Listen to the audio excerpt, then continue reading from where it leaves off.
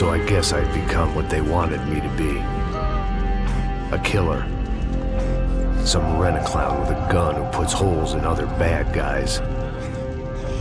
Well, that's what they had paid for, so in the end, that's what they got. Say what you want about Americans, but we understand capitalism. You buy yourself a product and you get what you pay for. And these chumps had paid for some angry gringo without the sensibilities to know right from wrong. Here I was, about to execute this poor bastard like some dime store angel of death. And I realized they were correct. I wouldn't know right from wrong if one of them was helping the poor and the other was banging my sister.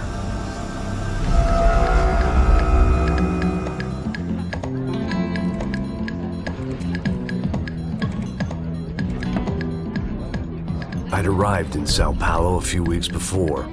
I was working a protection detail for the kind of people who need protection in a town like this. And what kind of town was this? One where I didn't speak the language and they didn't water down their drinks. So for now, we seemed to get along just fine. Of course, that was about to change. Hey, brother. Hey. How's the cocktail? It's scotch. I never mix my drinks. Well, at least not on duty. Something like that. Man, that favela is big. Yep. Nothing like the view of extreme poverty to make a penthouse cocktail party really swing. I guess they call it trickle-down economics. That's funny. It's supposed to be a charity thing. Drink and give money. I don't know, something for the kids. Hey, listen, man. We better look lively. This place is a nightmare. They just got cowboys running security downstairs, and something rotten in the air. That didn't mean much. There was always something rotten in the air. The family we were protecting were local celebrities, rich parasites with delusions of humanity. The kind of people who end up in glossy magazines or body bags, depending on how their luck runs. So where are they all? I see Rodrigo over there talking to that guy. Yeah, I don't know him. That guy next to him. He's some kind of cop. I think, I'm not sure. Serious, though. Big end cop, anti-gang sort of thing. I can't remember his name. So who's this guy? That guy's a plastic surgeon or some kind of surgeon. Tummy tucks and cock implants.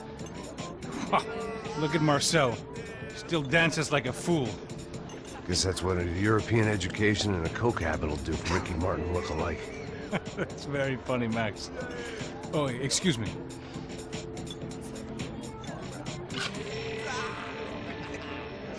I was mostly working for Rodrigo Branco, a local businessman.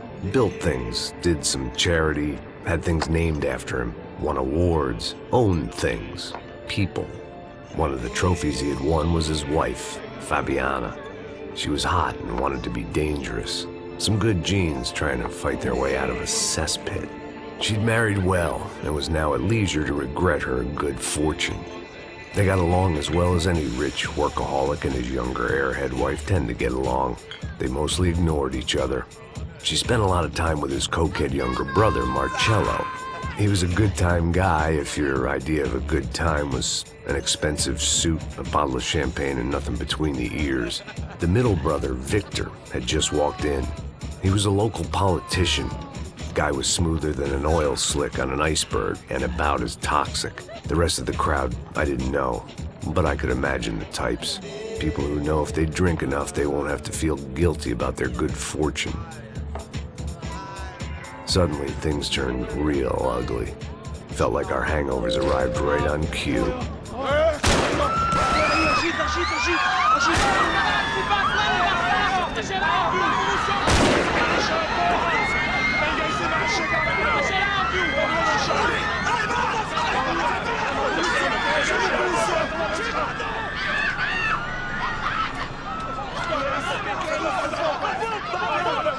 Passos! What the hell was that? I don't know what the fuck that was. Let's go. Things had gone from fine to fucked up in about a second, and now there were two idiots at the wheel.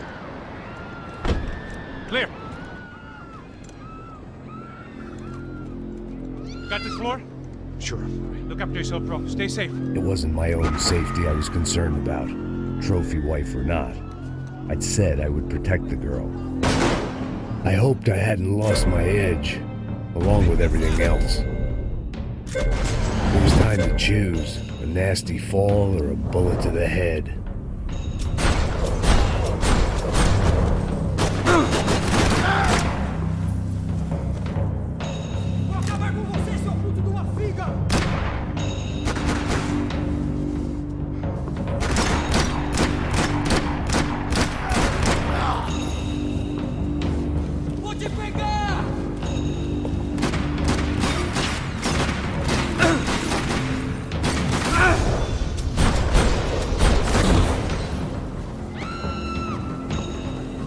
That was the boss lady, only this time she wasn't calling for more liquor in her cocktail. Trashy magazines and pretty trashy people. I just hoped I could keep them out of the crime section. She was out on one of the balconies, and I hoped not about to be thrown off. Don't be stupid! Don't be stupid! Let her go! Let her go! Come on! It might have been stupidity or drunkenness, or maybe both. But before I knew it, I was back taking insane risks, trying to save fallen women.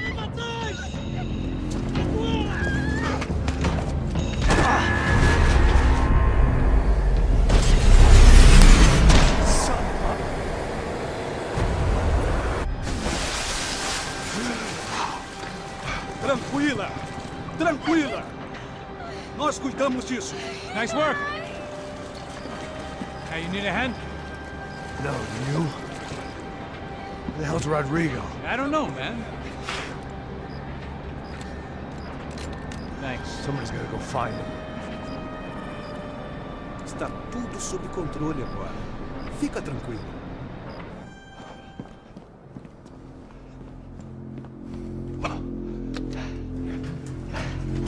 I imagined the elevator doors opening to a firing squad of muzzles.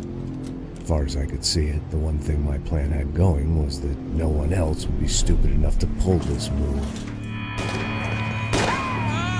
Where's Bronco?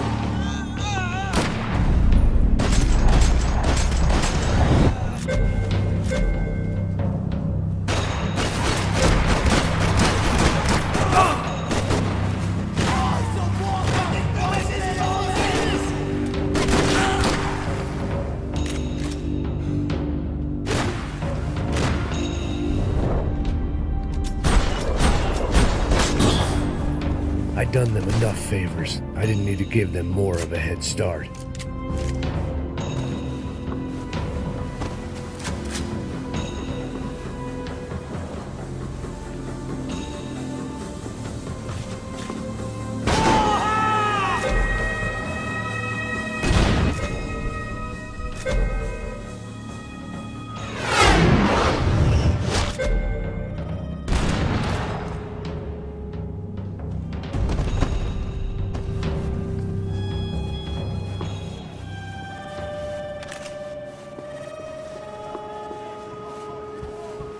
It looked like they were taking him out through the basement. Maybe I still had a shot. Rodrigo was too rich a prize for them to throw away. Sure, I'd have to work hard to get him back, but I knew the bad guys would want the boss alive. Almost as much as I did.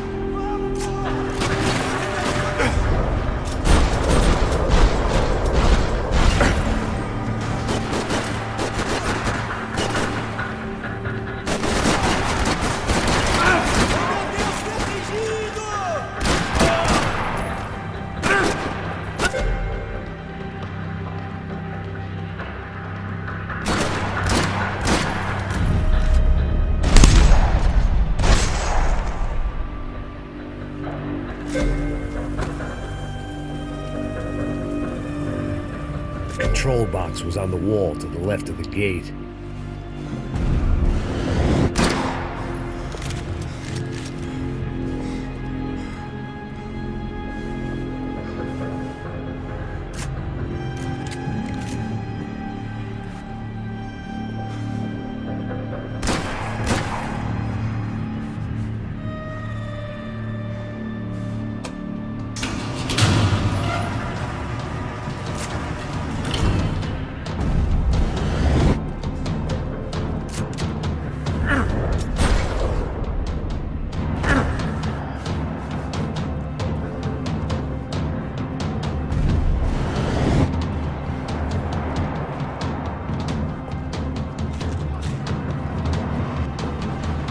Once Bronco was out the door, all bets were off.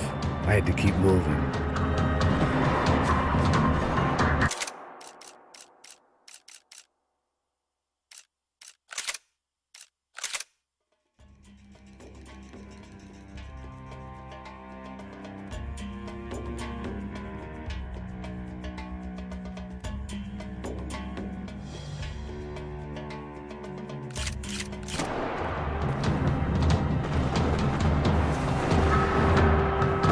The great thing about being famous as well as rich is the bad guys know who to kidnap.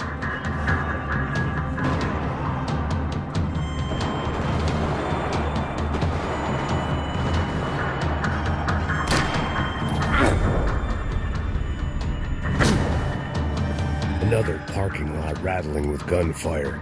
Was I too late?